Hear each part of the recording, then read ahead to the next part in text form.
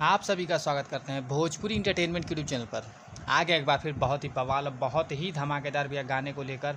जो गाना है भोजपुरी के बहुत ही बेहतरीन, बहुत ही लाजवाब सिंगर चंदन चंचल जी का एक बहुत ही प्यारा, बहुत ही मज़ेदार सॉन्ग को भैया आज सुबह 6 बजे रिलीज़ कर दिया गया है।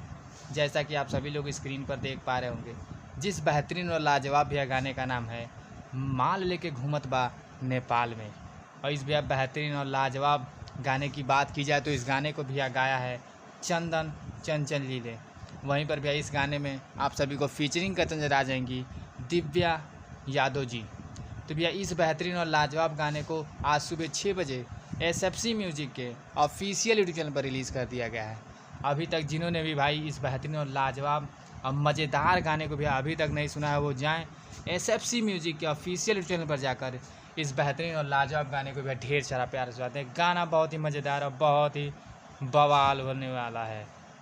तो ऐसे ही भोजपुरी से जुड़ी हुई ताज़ा तरीन खबरों को पाने के लिए भोजपुरी इंटरटेनमेंट चैनल को सब्सक्राइब करना बिल्कुल ना भूलें और बेल आइकन को भैया ज़रूर दबाएं, ताकि हमारे चैनल पर भैया जो भी वीडियो अपलोड हो उसका नोटिफिकेशन सबसे पहले आप तक पहुँचे। तो फिर मिलेंगे हम ऐसे ही बवाल और धमाकेदार अपडेट को लेकर। तब तक जय हिंद, जय भोजपुरी।